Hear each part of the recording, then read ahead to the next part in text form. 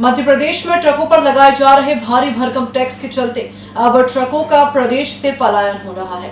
Truck operator अब ट्रकों का रजिस्ट्रेशन अन्य राज्यों में जाकर करवा रहे हैं। पिछले एक साल में इंदौर संभाग में 1500 से अधिक ट्रक खरीदे गए, लेकिन स्थानीय स्तर पर लगभग 400 ट्रकों का रजिस्ट्रेशन ही हुआ।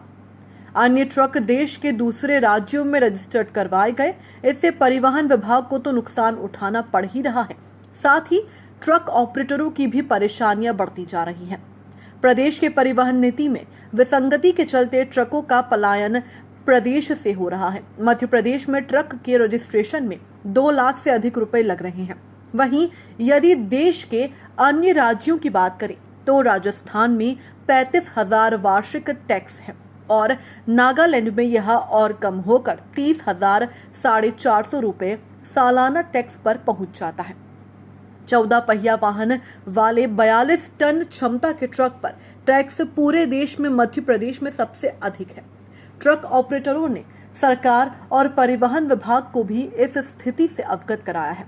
हालांकि सरकार ने इसके लिए प्रदेश स्तरीय समिति का गठन किया है, लेकिन अभी तक इस पर निर्णय नहीं लिया गया है। लिहाजा ट्रक ऑपरेटर अब गुजरात, राजस्थान, महाराष्ट्र और नागालैंड में ट्रकों का रजिस्ट्रेशन करवा रहे हैं और वहीं से ट्रक भी ले रहे हैं।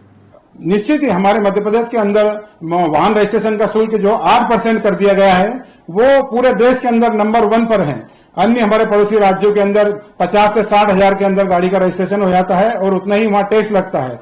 तो इसलिए लोग बाहर से ही गाड़ी खरीदते हैं और बाहर ही पास कराते हैं। कुछ लोग एमपी से भी गाड़ी खरीद के बाहर जाके पास कराते हैं, बल्कि पुराना वाहन बेचता है तो भी वो बाहर ले जाके अन्य राज्यों में रजिस्ट्रेशन कराता है, क्योंकि यहाँ एक बार जब गाड़ी रजिस्ट्रेशन हो जाती है, उस पर रजिस्ट्रेशन शुल्क लेने के बाद भी दोबारा उन गाड़ियों के ऊपर 50 से 60 हजार रुपए टैक्स लिया जा रहा है, जो एक बहुत अति मतलब उसको बोलें कि हमारे ऊपर बोझ डाल दिया गया है। तो निश्चित ही आज मध्य प्रदेश का राजस्व का नुकसान जीएसटी का होता है, रजिस्ट्रेशन शुल्क का होता है और नेशनल परमिट का भी नुकसान होता है। तो हमने एक रिपोर्ट बना के भी मध्य प्रदेश सरकार को, परिवहन विभाग को दी है, पर परिवहन विभाग उस पर कोई विचार नहीं कर रहा है और लोग जो है बाहर जाके अपने वाहन खरीद रहे हैं और वहीं से पास करा रहे हैं।